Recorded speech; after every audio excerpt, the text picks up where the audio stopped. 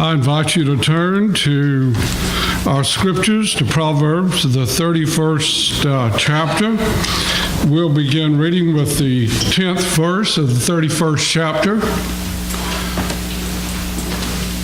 Oh, I forgot a Mother's Day tradition.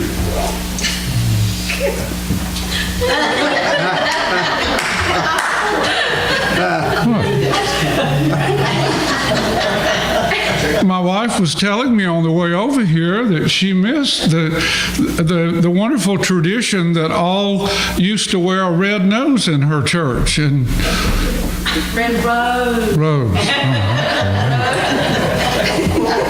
Oh, sorry about that. Let's look at Proverbs 31, verse 10. Who can find a virtuous wife? For her worth is far above rubies. The heart of her husband safely trusts in her, so he will have no lack of gain. She does him good and not evil all the days of her life. She seeks wool and flax and willingly works with her hands. She is like the merchant ships that brings her food from afar. She also rises while it is yet night and provides food for her household and a portion for her maidservants.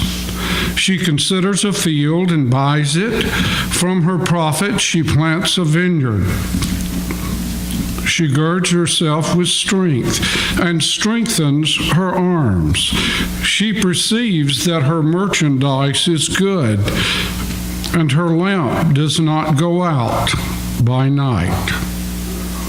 She stretches out her hands to the distaff, and her hand holds the spindle. She extends her hands to the poor. Yes, she reaches out her hands to the needy. She is not afraid of snow for her household, for all her household is clothed with scarlet. She makes tapestry for herself. Her clothing is fine linen and purple. Her husband is known in the gates. And when he sits among the elders of the land, she makes linen garments and sells them and supplies sashes for the merchants. Strength and honor are her clothing. She shall rejoice in time to come.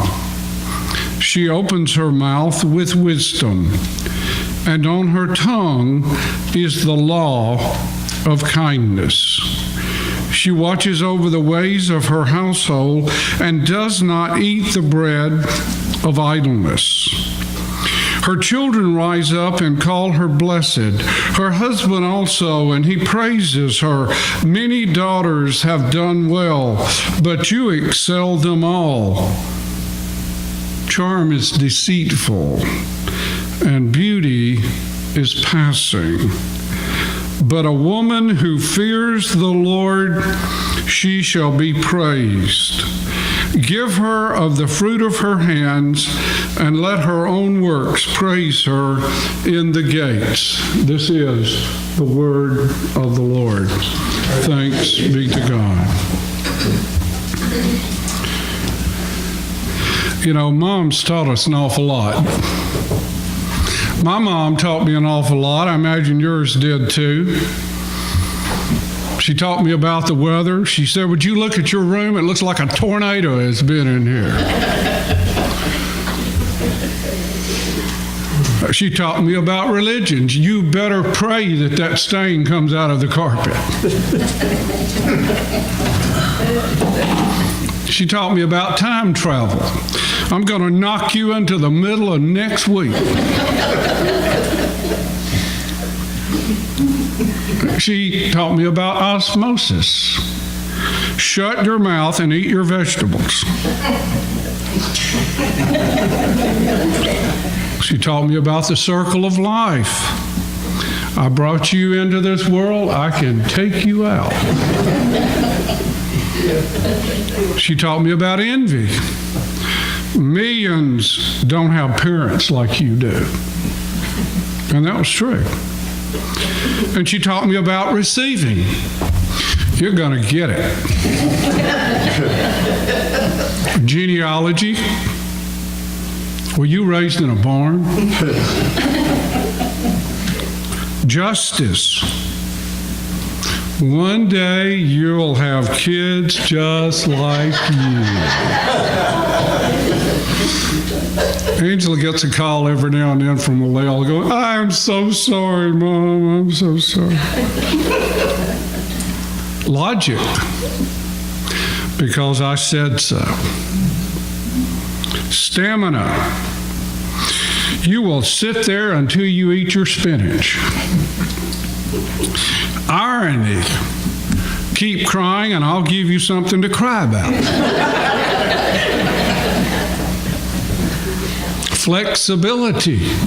Would you look at the back of your neck?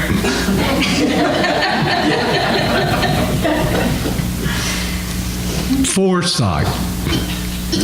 Always wear clean underwear.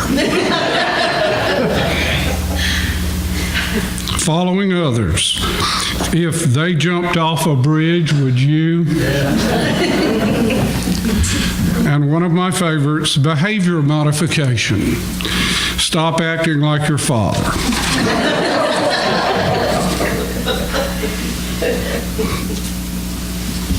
Now, I heard about a daughter that asked her mother, said, what's it like to have the greatest daughter in the world?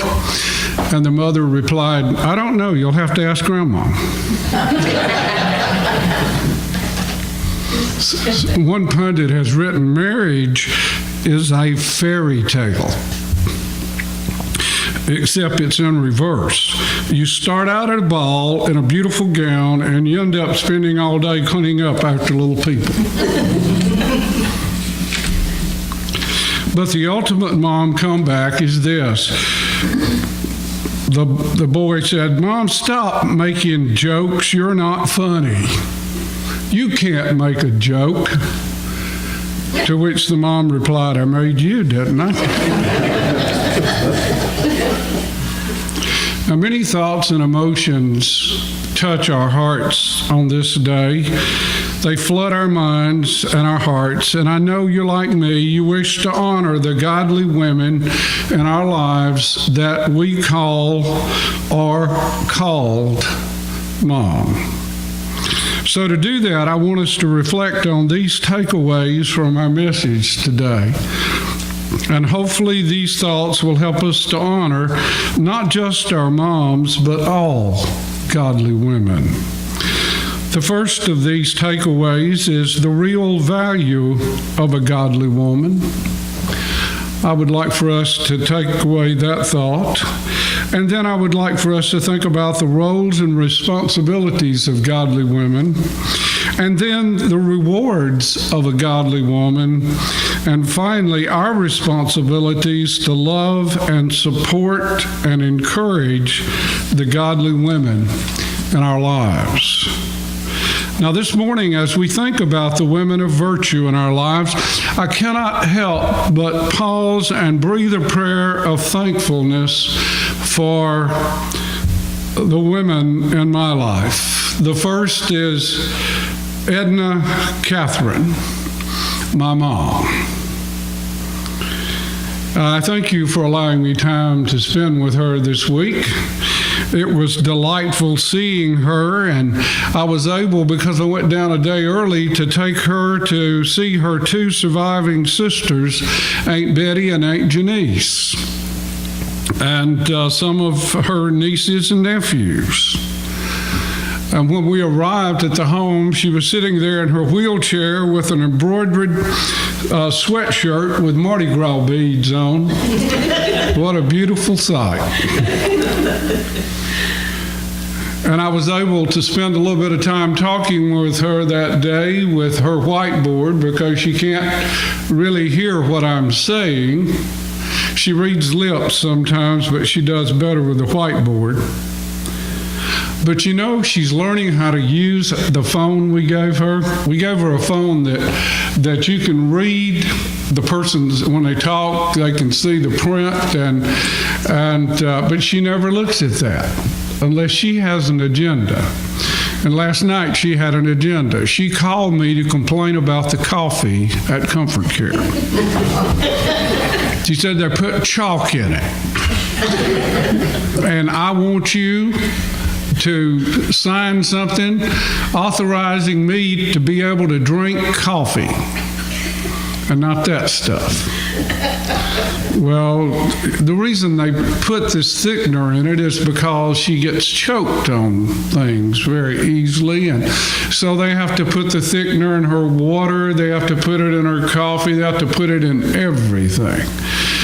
And then they cut out her salt, and then they soften her food, and they've even been known to moisten down her toast or something, And she's, I'm 96 years old, and we, we agree with that. We want to keep her around. We'd like to see them wave at her on, not Good Morning America, the Today Show, and greet all the 100-year-olds in the area. But she's actually learning to respond when she wants to talk to me on the phone now. So that's wonderful. So I want to thank the Lord for Ed and Catherine. I want to also thank the Lord for Angela.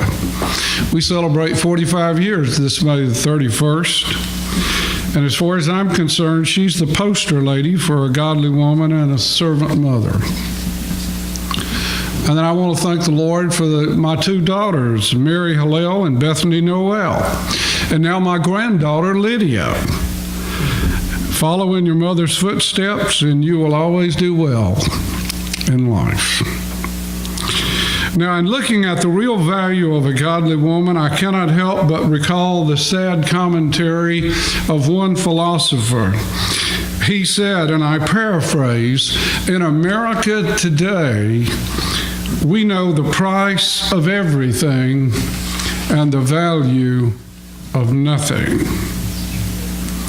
I'm afraid, while this may be an exaggeration, it comes close to describing the lack of true value we give to motherhood.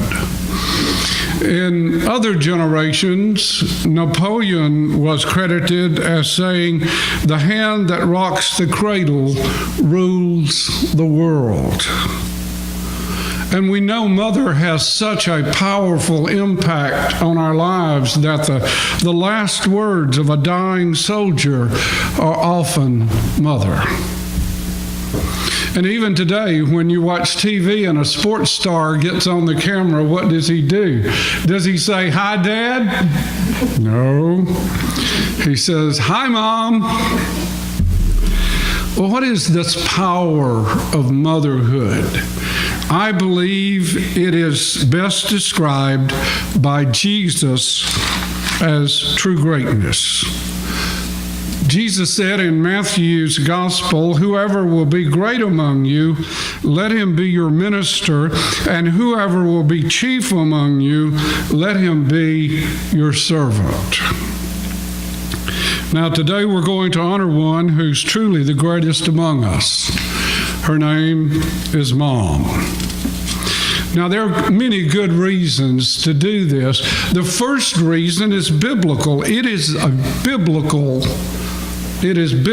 to honor our mothers. We're commanded to do so in the 5th of the 10 Commandments. We are told to honor our fathers and our mothers. In fact, it is the only commandment that is given to us with a promise, the promise of long life. And then St. Paul writes to the church in Rome, "Render therefore to all their dues, tribute to whom tribute, custom to whom custom, fear to whom fear, and honor to whom honor." Proverbs 1:9 is one of my favorite scriptures involving honoring our mothers. It says that the instructions of our fathers and the law of our mothers will be a crown for our heads and a necklace or a chain about our necks. In other words, we will, by our lives, literally as one wearing jewelry, be showing off the way we were raised. And that Jesus taught us as his disciples to realize that when we serve anyone, we also serve and honor him. Could this not be also said of honoring our moms? Of course. He said, as much as you have done it to one of the least of these, my brothers, you have done it to me. So it is biblical to honor our mothers. And secondly, it's not only biblical, it's practical. Honor encourages our mothers. It helps them to know that they are indeed loved and appreciated. And then not only is it biblical and practical, it's also ethical and logical. It is the right thing to do. You know, there are some things that we do that bring honor to ourselves. Did you know that when you honor someone, you actually are bringing honor to yourself? When a great athlete praises his team and even says good things about his opponents, what is he doing? He's bringing honor upon himself.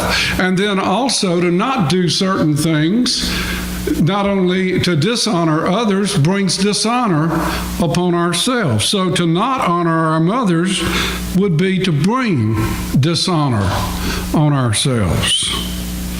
So it's biblical to honor our mothers, it's practical to honor our mothers, it's ethical and logical, but it's also vital and fundamental that we honor our mothers, because you see, the future of our civilization, our families, our churches, our communities depend on it. We must rise up and call the profession of motherhood honorable and blessed, or our society itself will be cursed. Because you see, if women do not see their responsibilities to bear and rear children as noble and honorable, then they might choose to avoid the opportunity altogether. And then they might even, after they have children, come to see them as a burden rather than a blessing, and abandon their responsibilities and choose more fulfilling endeavors.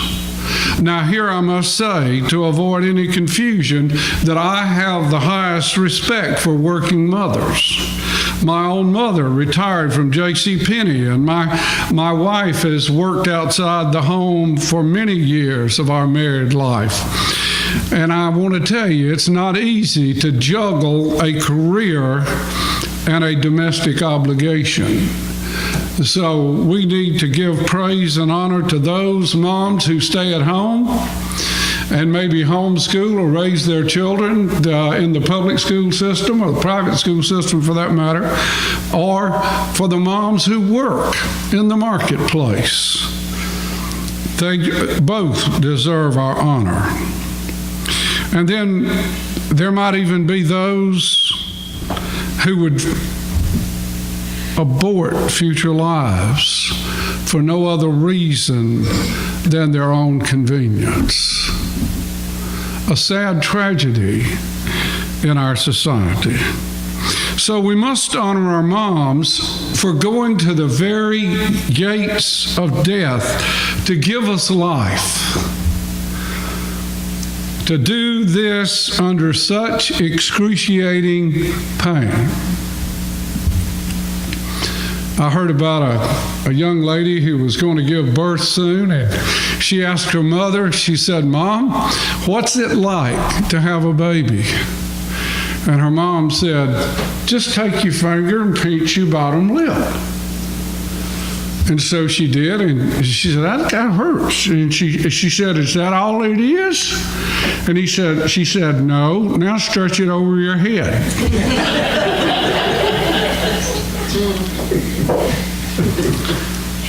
We must be forever grateful to our moms.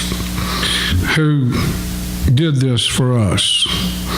Honor them because they didn't kill us before we were born, and then later as teenagers. It is our fundamental responsibility, therefore, to give our mothers honor for the sake of our future, our church, our nation, and our world. And although it is our purpose this morning to celebrate Mom, as a pastor, I found Mother's Day to be filled with both positive and negative emotions. And I feel like we need to address some of those possibly this morning. One is some of you have said goodbye to your moms. And when I was growing up, our deceased moms were remembered by white flowers, weren't they? Do you remember wearing white flowers to church? And then these were honored by their children by wearing the white carnations or some kind of white flower, white rose. And for these children, it was a day of remembrance as they honored their mothers who had passed. Maybe even visiting their graves that afternoon, as Angela and I did before we came home. We visited her mother's grave and placed flowers there on her mother's grave. So Mother's Day is very sad for some. And then for other members of the congregation, it was very joyful because we got to wear red roses. See, I knew about that. And the day for them usually meant celebrating Mom by taking Mom out to eat, which we hope to do later on today after the service, if that long-winded preacher will get on with it. And then some of the women present were either unable to have children or were unmarried. And for them, this was an awkward day. And so we're mindful of that. I'm mindful of that. And I feel that pain. So for many, this day was one of great difficulty. Maybe even a mother may have lost some of her children or all of her children. And Mother's Day is a very difficult day. And still others within the congregation, when they think of their mom, they think of Mom as a key player in a dysfunctional home ruled by alcohol, drugs, or crime. And then there are some young mothers who are saying with their eyes, help me to know how to deal with this little blessing and guide me to know how to lead him or her in the right path. And then maybe some have just opted out of motherhood for various reasons. So Mother's Day can be both a positive experience as well as a negative experience. In whatever circumstance you find yourselves this morning, please know that God loves you and He wants you to know how you can know Him and serve Him. And we want you to know that you're loved by this fellowship and that we are one fellowship and that it is a safe place to share your burdens and your pain. So we celebrate together and we grieve together. You know, most of the time when moms look at SUPERMOM, I've entitled the sermon SUPERMOM, because don't you kind of get the idea that this is SUPERMOM that the writer is talking about here? I know I certainly get that idea. And I quite honestly must tell you, I've never really met SUPERMOM, because I think that this was an amalgam of all the moms that this person had known.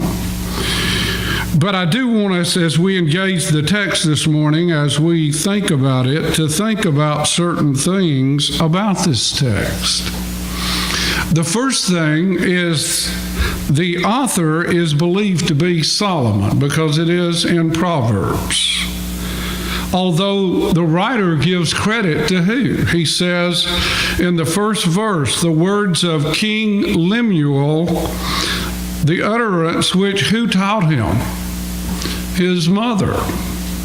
So if indeed this word Lemuel, which is possibly the pseudonym or pen name for Solomon, because we never see Lemuel any other place in the Old Testament, or in history for that matter, the name means belonging to God. It is probably a pseudonym for Solomon. So if indeed Lemuel is Solomon, who is the mother of Solomon that taught him these words? Bathsheba. So Solomon grew up in a dysfunctional home. Did you know that? I mean, David was a man after God's own heart, but David had taken his mother from her husband and caused the death of his mother's first husband. His father also had 8 wives and children by each of these wives. And then one of David's sons raped his sister and was killed by her brother. Another of his brothers tried to kill his father and led a revolution against David. Sort of sounds like the Jerry Springer show, doesn't it? By the way, I used to think that was all staged until I went into child care for about 7 years and found out that there really are people out there like that. And Solomon, though, may have searched his entire life to find the ideal woman. Now, why do we think that? Well, because he had 700 wives. And he must have still been looking because he had 300 concubines added to his household. Now, even though we might not want Solomon for a marriage therapist, we must remember that the Bible said that he had been given the gift of wisdom by the Lord, and that his words are to truly be accepted as holy writ. And so therefore we can study them with the assurance of great gain and know that God can speak to us through them. Now, this proverb extols a woman that I have called SUPERMOM. From verses 10 through 31, there are 22 verses. And more than by coincidence, each of these 22 verses begins with the letter of the Hebrew alphabet. So 10 begins with an aleph, 11 begins with a beth, 12 begins with a gimel, 13 begins with a daleth. You see, you get the idea. All the way through the Hebrew alphabet to Taw.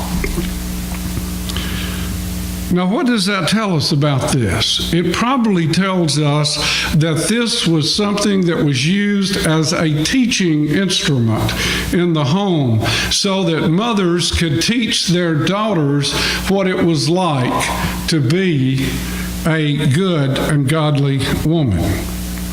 And because this was an acrostic poem, it was praising the attributes of what the Jewish society of that day would have considered the ideal woman. And therefore, it was probably studied by both boys and girls as a means of doing two things. One, learning the Hebrew alphabet, but also a means of learning the social expectations of that day for women. I'm afraid it was often used to keep women in the place within the Hebrew community. One of the great things about Jesus' ministry was to free us from prejudice and stereotyping or trying to put women in their place, because their place is next to our hearts. I believe that Jesus came to teach us that a woman's place should be the place that she occupies in our hearts and in our minds. And so we can study this passage of Scripture. We must keep these considerations in mind. So quickly now, since our time is pretty much spent, I want us to go briefly through these, only mentioning commentary on each of the verses, and then we'll be done. You know, it begins with a statement that is paraphrased would sound something like this: a good, wise, and godly woman is a gift far more valuable than diamonds or rubies. Now, this is where the smart married men this morning will say amen. Well, I'm not convinced. Are you, ladies? After stating this thesis, Lemuel goes on to describe this woman whose value is above any treasure. He says she's a blessing to her husband. She is trustworthy, an asset to him, and will only do him good.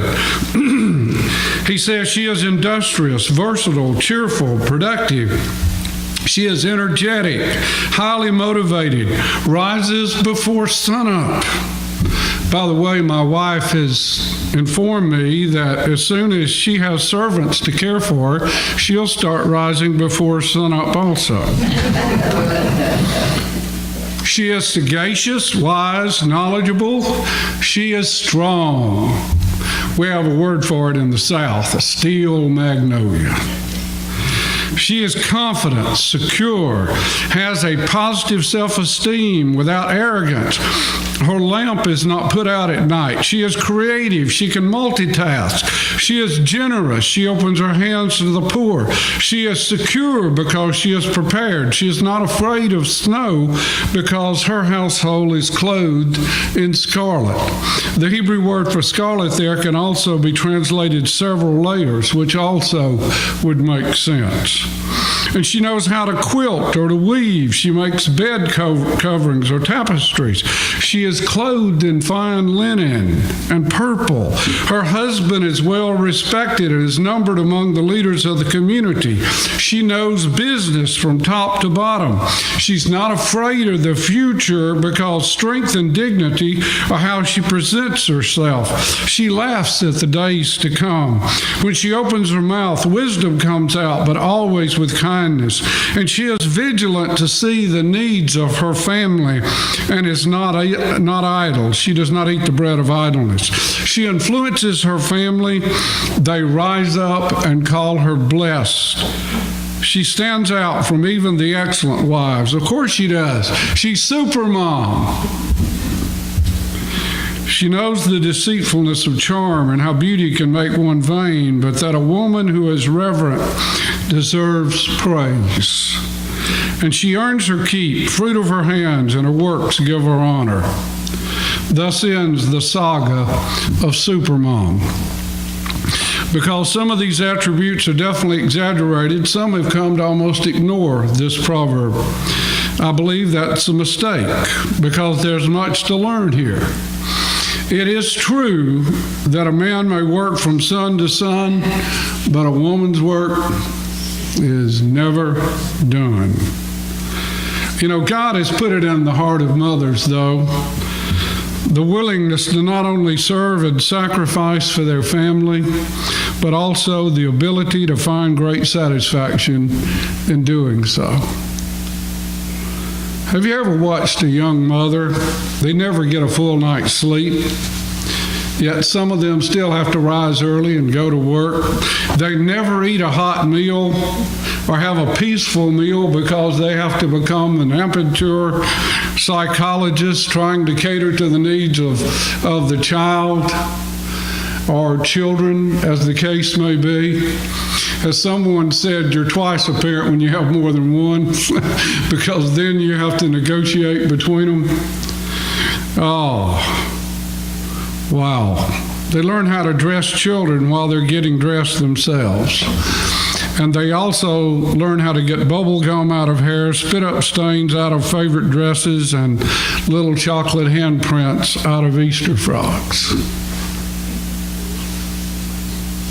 You know, I'm convinced, folks, that this is one of the reasons why women outlive men.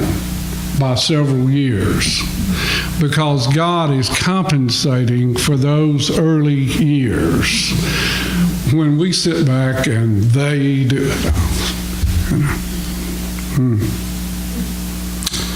But you never hear them complain. You only hear a sigh if they ever feel neglected or their sacrifice is unappreciated or taken for granted. My friends, one day a year is not enough to honor our moms. Daily would be better. Now, how can we do that? Well, I believe we can do that by asking God to open our eyes to see how we can truly do that. If our moms are still here, how we can honor them. And if our moms have already gone on, how we can be those who are worthy of being honored as well. And then we can assist, we can help with the chores. We can help by maybe offering massages, neck, shoulder, that sort of thing. And then we can ask for God's blessings on our moms more than anything. We can say, Lord, bless our moms. And if your mom has already gone on, then pray for all the moms, because they have a tremendous responsibility in the world in which we live. Pray for them to have intimacy with God and inspiration from His Word and insight and wisdom for her ministry. Pray not only for those spiritual blessings, pray for the physical blessings of good health, strength, and energy, and then pray for the psychological blessings of a sharp mind, a sweet disposition, and a positive attitude. You know, there's a wonderful story that's told about a forest fire that destroyed thousands of acres of timber, killed thousands of animals. And one of the firefighters was walking through to survey the damage. He was saddened by the destruction of the property, of the trees, but also saddened because he saw many animals that were charred and had died in the flames. When he came upon a tree, and there at the roots of the tree, nestled in the roots of the tree, was a bird. And he said he became increasingly angry. He thought, all the other animals couldn't fly away, but you could fly away. Why didn't you fly away? And so he took a stick and poked the charred bird. And out from under the charred bird scampered these little chicks. And he realized that this bird had laid down her life for her little ones. You know, you've heard the saying that they have a heart of gold. Well, Mom's hearts are diamonds, and her worth is beyond all the wealth that we might acquire in life. And he or she is truly rich who knows the love of a good and godly woman and servant mother. You know, if you pray for moms, and you love your mom, even if you do all those things, you may not have a mom that's faster than a speeding bullet or stronger than a locomotive or able to leap tall buildings at a single bound, but you'll probably see a super smile. Let us stand and sing.